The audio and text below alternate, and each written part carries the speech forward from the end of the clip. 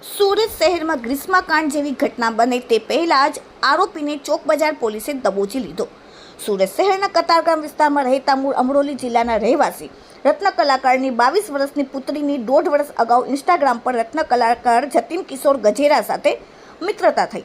બંનેને એકબીજાના મોબાઈલ નંબરની આપ-લે કર્યા બાદ વોટ્સએપ પર વાતો કરતા હતા।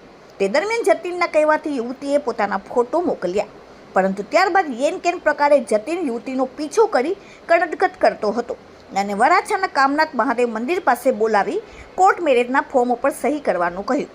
યુવતીએ ઇનકાર કરતા જતીનને ફોટો વાયરલ કરવાની અને મારી સાથે લગ્ન નહીં કરે તો હું ફેનિલનો જ ભાઈ છું તેવા કહીને ગ્રીષ્માની જેમ તને પણ મારી નાખીશ એવી ધમકીઓ આપી, જેથી યુવતી ડરી ગઈ અને જતીનના કહેવા મુજબ વકીલની ઓફિસમાં જઈ કોર્ટ મેરેજના ફોર્મ ઉપર સહી કરી હતી અને બંનેના સાથે ફોટા પાડ્યા હતા। પરંતુ ત્યારબાદ જતીને યુવતીના ફોટા સોશિયલ મીડિયામાં વાયરલ કર્યા, જેથી યુવતીએ સમગ્ર બાબતની જાણ તેના કાકાને કરી હતી અને ફરિયાદ નોંધાવતા ચોક બજાર પોલીસે જતીનની ધરપકડ કરીને તેને જેલ ભેગો કર્યો। Bureau report, daily India TV, Surat. ગઈકાલના રોજ એક યુવતી કે જે પોતાના પરિવાર સાથે ચોક બજાર પોલીસ સ્ટેશને અમારી રૂબરૂ મળેલા હતા।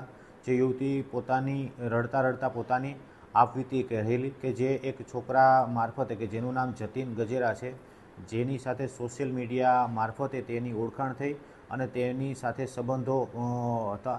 જે બાબતે છોકરીને અવારનવાર મળતો અને પજવણી કરવા માટેની રજૂઆત કરેલી કે જેથી વન વે એક સાઈડના લવ તરફથી આ છોકરીને ખ્યાલ આવતા અવારનવાર છોકરીના ઘરે જતો અથવા તો સોસાયટીમાં જતો અને તેને ધમકી આપતો અને એવું જણાવતો કે જો તું મારી નહીં થા તો હું કોઈની થવા નહીં દઉં અને જે ગ્રીષ્માના હાલત થયા એવા હાલ તારા કરીશ। એ બાબતની ગંભીરતા લઈ સુપિરિયર અધિકારીના માર્ગદર્શન મુજબ તેના વિરુદ્ધમાં ગુનો રજીસ્ટર કરવામાં આવેલો છે। આરોપીને અટક કરવામાં આવેલ છે અને આરોપીની આગવી ઢબે પૂછપરછ કરતાં તેણે જણાવ્યું કે ઇન્સ્ટાગ્રામ મારફતે અમારે અવારનવાર મેસેજથી વાતચીત થતી હતી અને લવ મેરેજ બાબતે પણ વાતચીત થયેલી હતી। જે બાબતે હવે છોકરીને પોતાની સામેવાળા સાથે રિલેશન ન રાખવા હોવાથી છોકરો તેના પાછળ પડી ગયો હતો અને ખૂબ જ હેરાન પરેશાન કરતો હતો। જે બાબતની આરોપીની અટક થયેલ છે અને તપાસ ચાલુ છે।